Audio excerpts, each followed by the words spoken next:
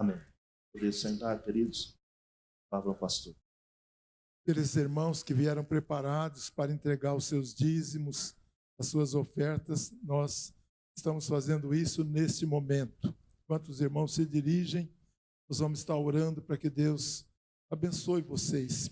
Pai querido, na autoridade do nome de Jesus, coloco agora diante da tua presença esses nossos irmãos que nesta noite estão dirigindo ao teu altar para trazer as suas contribuições.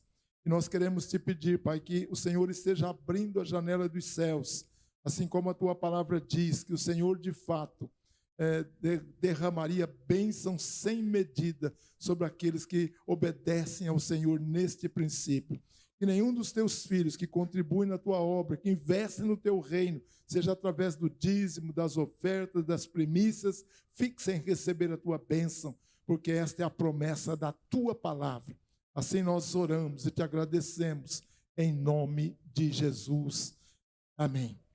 Irmãos, hoje, dia de ceia, nós estamos trazendo aos irmãos algumas mensagens sobre as 7 palavras de Cristo na cruz.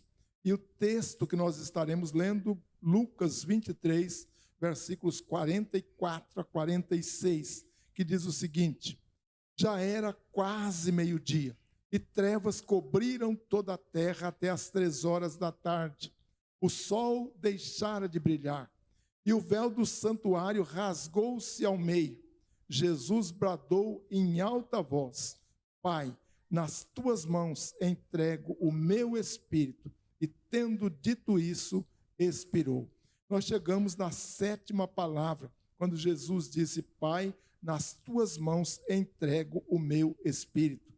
E dentro deste tema, nós estamos falando sobre alguns pontos de reflexão no relacionamento do filho com o pai, e usamos parte dessas considerações no capítulo 5 do Evangelho de João.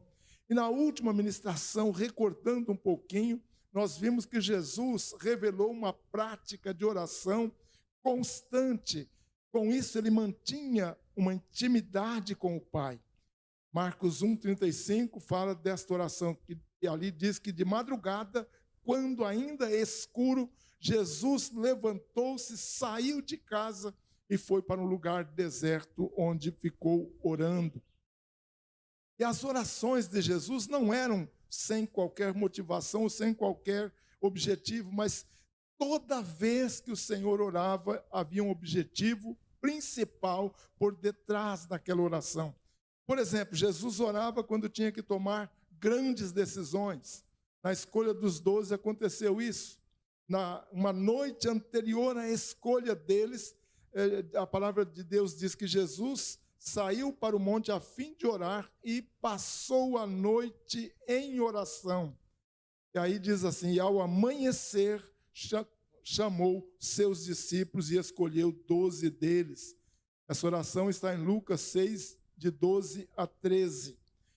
Também Jesus orava para buscar socorro em momentos de angústia, e um desses momentos foi exatamente no Getsêmani, quando ele estava ali prevendo já a sua agonia na cruz, a sua morte.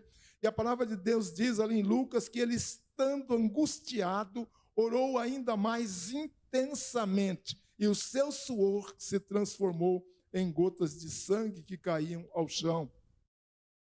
Jesus também orou numa preocupação com os seus discípulos, ali no capítulo 17 de João, a partir do versículo 9, ele diz assim: não ficarei mais no mundo, mas eles ainda não estão no mundo, eles ainda estão no mundo e eu vou para o Pai. Aí Jesus diz assim em sua oração: protege-os em teu nome, o nome que me deste, para que sejam um, assim como somos um. Então, nesses exemplos, nós podemos notar que Jesus tinha objetivo em suas orações. E muitas vezes nós oramos sem objetivo, por isso que nós muitas vezes não somos atendidos, porque Deus nem tem como interpretar aquilo que nós estamos orando por falta de objetividade nas nossas orações. Mas Jesus, ele revelou realmente um profundo relacionamento com o Pai através da oração. E falamos também que Jesus revelou profunda obediência à vontade do Pai. João 6,38 diz que ele falando, eu desci do céu não para fazer a minha vontade, mas para fazer a vontade daquele que me enviou. Ou seja, a existência e missão de Jesus na terra foram única e exclusivamente voltadas para cumprir a vontade do Pai. E essa vontade de Jesus, ela aparece ali naquela oração do Getsêmani, que nós já mencionamos, quando ele fala, Pai, se possível, afasta de mim esse cálice, todavia não seja como eu quero, mas como tu queres. E nesta oração, Jesus mostra a sua submissão à vontade do Pai, ou seja, tudo quanto ele veio fazer, veio para agradar o Pai, veio para agradar a Deus. Isso foi o que nós falamos na última ministração, apenas recordando um pouquinho daquilo que falamos. E hoje, mais um ponto dentro dessas características do Senhor. Jesus revelou conhecimento e relacionamento com o Pai. Irmãos, o conhecimento do Pai era um dos objetivos centrais na vida de Jesus. Sua própria vida consistia em conhecer a Deus e manter sempre intimidade com Ele. Há um texto interessante, onde Jesus fala, todas as coisas me foram entregues por meu Pai. Ninguém conhece o Pai, ninguém conhece o Filho a não ser o Pai, e ninguém conhece o Pai a não ser o Filho e aqueles a quem o Filho quiser revelar. Nesse texto, é um texto de Mateus 11, 27, e nós temos uma palavra interessante, que é a palavra epiginosko, na língua grega, que significa conhecimento, ou seja, conhecer plenamente, reconhecer, ter um conhecimento claro e correto.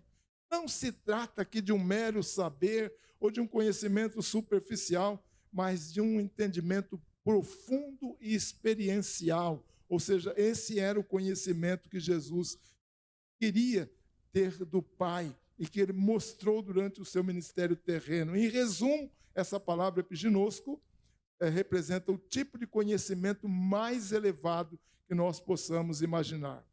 Com certeza, irmãos, Jesus é a revelação completa de Deus, porque ele é íntimo do Pai e tem a mesma essência do Pai, e somente através dele é que também nós podemos conhecer o Pai.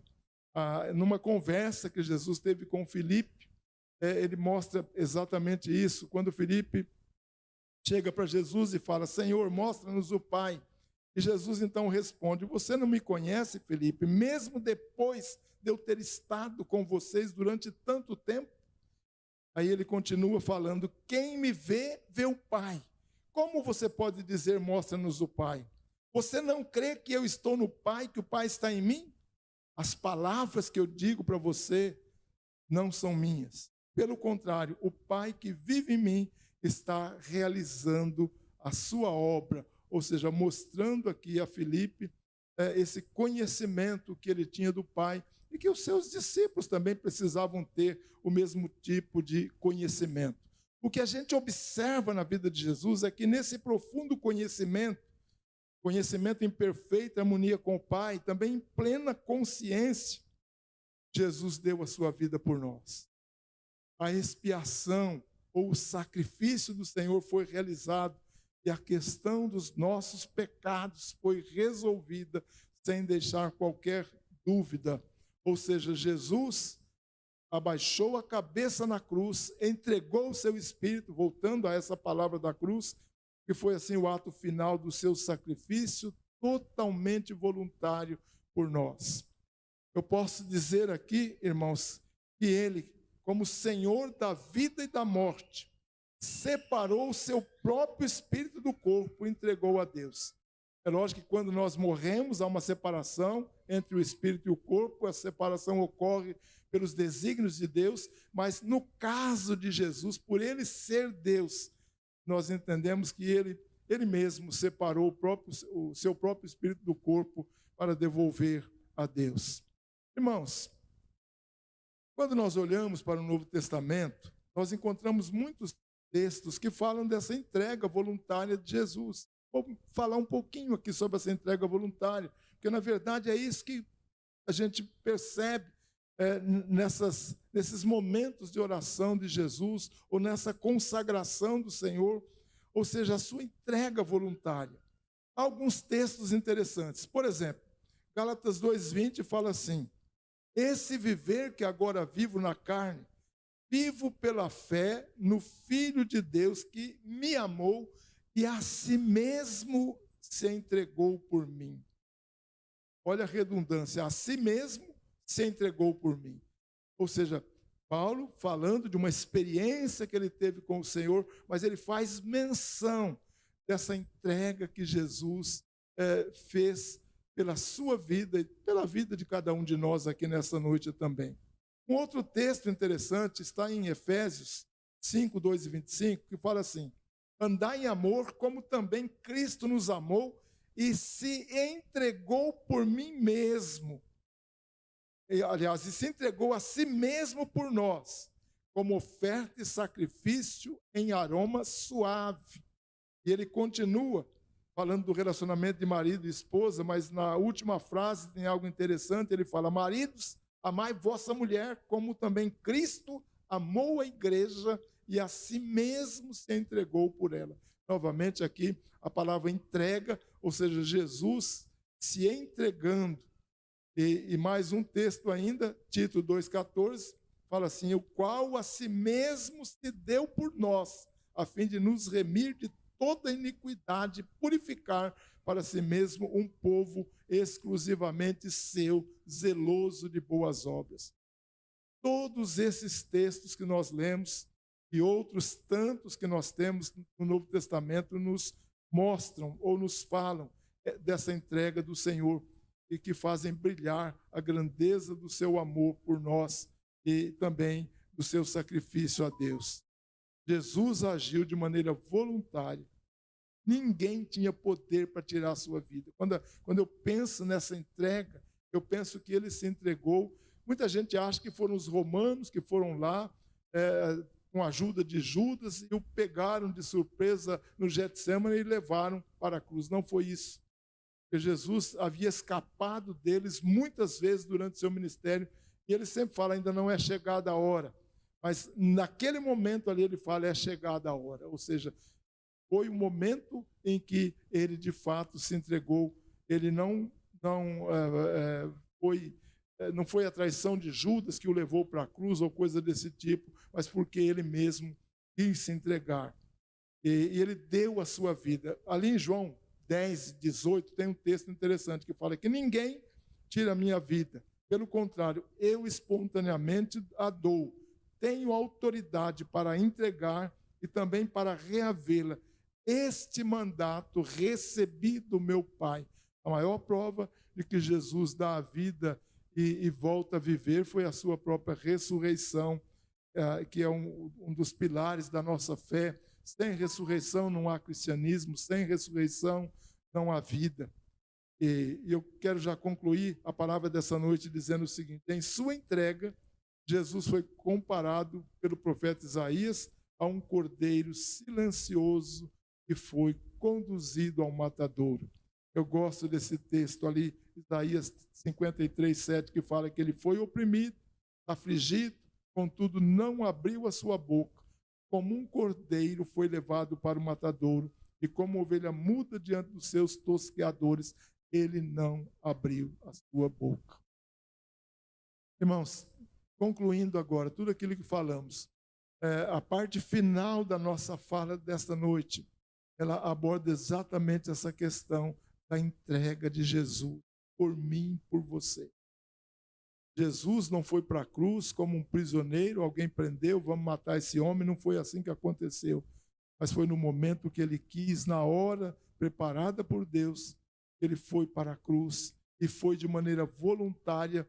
Eu ainda dizia na nossa classe hoje, Jesus não foi para a cruz como um derrotado, mas ele foi para a cruz como um vencedor, como um guerreiro que estava vencendo uma batalha. Tanto é que ele não temeu a morte, pelo contrário, ele venceu a morte. Ali em Atos tem um texto interessante, fala que as ânsias da morte, ou as garras da morte, não poderiam retê-lo. Por quê? Porque ele veio não para trazer morte, mas ele veio para trazer vida.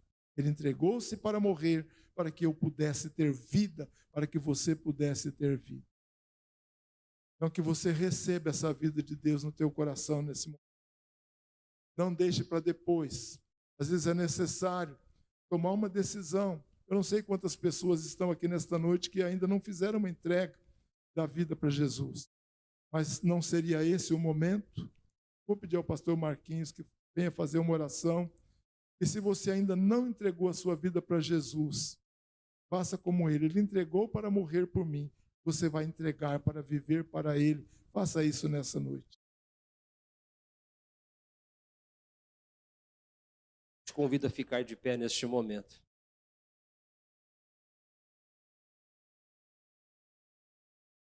Durante 14 meses eu frequentei essa igreja sem entregar a vida para Jesus. Frequentando os cultos de forma assídua. Ou seja, sempre. Depois de 14 meses foi que eu acabei entregando a minha vida para Jesus. Portanto, de repente você frequenta essa igreja há bastante tempo ou alguma outra igreja. Mas você ainda não teve uma experiência que Jesus chama de novo nascimento. E é justamente o que ele disse, que é o ingresso para entrar no céu.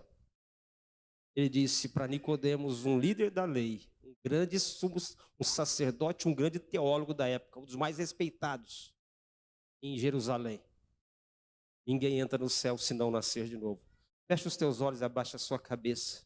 O pastor Zé Antônio disse, se você não fez uma entrega da tua vida para Jesus ainda, eu quero dizer para você, faça agora. Não procrastine, não deixa para depois. Como é que eu faço, pastor? Apenas diga, Jesus, eu me entrego para ti.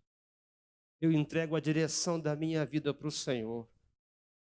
Eu te confesso como meu Salvador, como meu Senhor. O Senhor morreu na cruz por mim.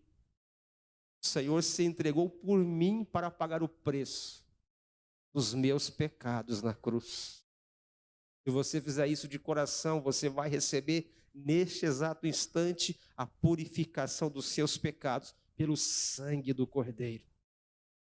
E o Espírito Santo de Deus vai estar habitando dentro do seu coração e te selando para a eterna redenção, que breve irá acontecer. Eu quero orar pela tua vida. E se você já tem Cristo, mas você está fraco, está desanimado, peça que o Espírito Santo te visite neste momento e te fortaleça, te fortifique, te faça caminhar passos firmes na presença dEle. Querido Deus e amado Senhor, Pai Santo, nós estamos aqui neste momento em Tua presença e é pela Tua graça e é pela Tua misericórdia que aqui estamos, Senhor meu Deus.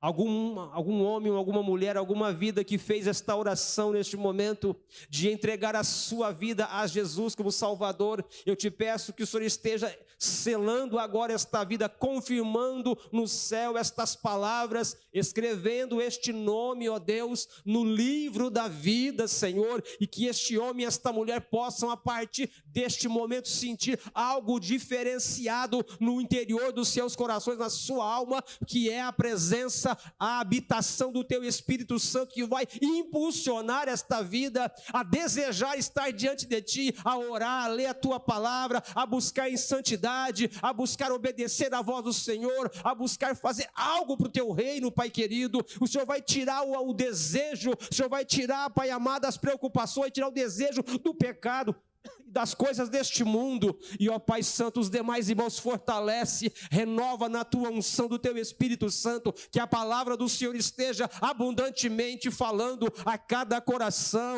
guarda do todo mal, porque sabemos que os dias que vêm são maus, mas o Senhor é aquele Deus que nos sustenta e nos guarda. Em breve, muito em breve, o Senhor virá para buscar a sua igreja e que possamos estar devidamente, Pai, preparados para aquele momento que não sabemos quando será, mas entendemos pelos acontecimentos do mundo que parece que está próximo. Assim nós te glorificamos e nós te exaltamos nesta noite, Pai, em nome do Senhor Jesus. Amém? Amém? Você pode se assentar agora. Nós vamos passar para o momento da ceia do Senhor.